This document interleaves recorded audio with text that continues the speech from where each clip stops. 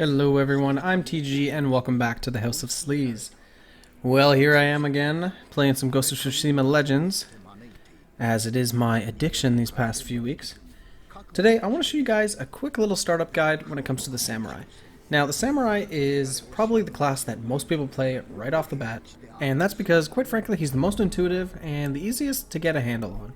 But stop before you start thinking, fucking Samurai noobs, they're going to be everywhere. That is not the case. He's actually quite deep, and there's a lot of different builds that you can use to really make this guy your own.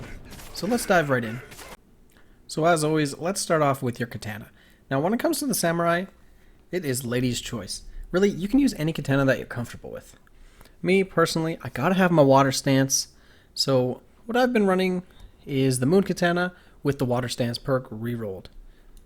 Now what the samurai does is he is in the fray all the time.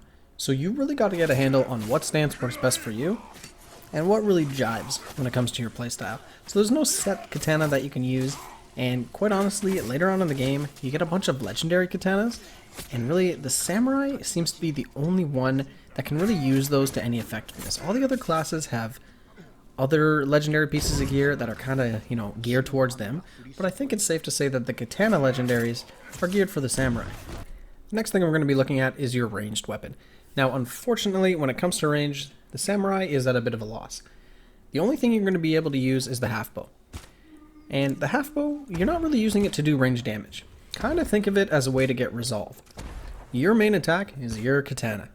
You're just shooting off a few headshots to weaken the enemies a little bit and make sure you're good to go when they finally reach you. Next, I want to talk about charms. The samurai, like all the other classes, gets a unique class-specific charm, but you're not going to see that for a while. So what you probably want to use is the melee charm. And as you can probably expect, the melee charm is going to increase things to do with your melee. So you're going to see things like melee damage increase, melee resolve increase, and things of that nature. So it's a really good starter charm until you get into your class specifics where you see all kinds of fun little perks. Next, I want to take some time to talk about ghost weapons. Ghost weapons with the samurai are kind of all over the place. Much like your katana, you want to find what works for you. There's all kinds of different samurais out there that use different ghost weapons, and they're all pretty good. But what I want to show you guys is the ghost weapons that I think will help you survive in the long run and really get you into the swing of things whenever you're just starting out. We're not going to be using things like the kunai or the caltrops because as a new player, a lot of the times, what you're worried about is just staying alive. So the ghost weapons that I've chosen are the ones that are really going to give you some survivability and keep you on the battlefield as long as you can, going toe-to-toe with the enemies. So the first ghost weapon I want to talk about is the dirt throw, or as I like to call it, pocket sand. This thing's actually pretty cool. What you do is you throw it in the enemy's eyes and it kind of staggers them for a second. Gives you a chance to, regain your composure or get in a few extra hits. And you can get some really cool perks on this thing. One of my favorites is Rancid, so every time you throw it, it actually causes the weakness status effect, which reduces the enemy's damage by 25% and causes them to take an extra 25% damage. That's really good whenever you're in the fray all the time. Next is the Fired Up perk. So what this does is every time you whip the sand at their eyes, it also lights them on fire, and that's going to cause a damage over time. Now, the reason I really like the dirt throw is because aside from it just being kind of cool, it's also on a relatively low cooldown when compared to other ghost weapons. Lastly, we have the healing gourd. And a lot of the times you might think this thing's not so great because it only heals you for 25 damage, which is about a quarter of your base health. But you can respec this to have strong brew, which then heals you for 50 points. And you can also get things like injured resolve gain on it, which means whenever you're hurt, you get more resolve. And I'm telling you, the samurais are all about resolve. And that's what you want to be stacking. So let's get into those samurai techniques. His ultimate is Hachimans Fury. This performs a series of super fast attacks against a group of enemies. Now, you can't exactly choose what enemies you hit, but you are able to kind of guide Hachimans Fury depending on which way you're facing.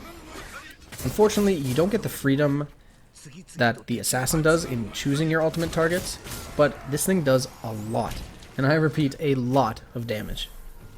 So the next of the samurai's abilities is Spirit Pull. What this does is sucks the health of the enemies around you. Now, later on in the endgame, there's some things that make this quite a bit better, but overall, I'm not a huge fan of it. I much prefer the next ability in the tree. However, this is going to save your life quite a bit whenever you're just getting used to the game, because it's going to make you a lot more tanky than any other class can be. Moving on to the samurai perks, first is Defender. This is very simple, just increases your base health by 25. This is what you want to use for a little bit at the beginning, or if you're choosing to go with a more tanky samurai build, because 25 health is not insignificant, especially whenever you start running that with pieces of gear that do the same thing. So you can actually start stacking more than 25 health. Now the next perk is a nice one. Lightning Reflexes allows you to parry incoming arrows just by holding the block button. So this is something you can use all the way into the end game, because you're going to be seeing a lot of fire arrows the higher up in the difficulties you get, and this thing shrugs them off like they're nothing.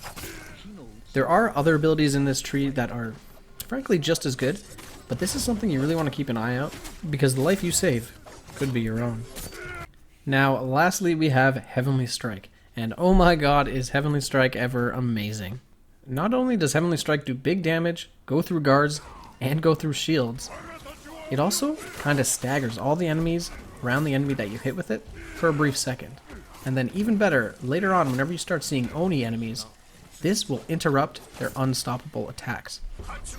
Heavenly Strike is something I highly recommend using, especially if you're going for a build that focuses a lot on resolve, because you'll be able to Heavenly Strike non-stop, back and forth, and pretty much clear an area all by your little lonesome.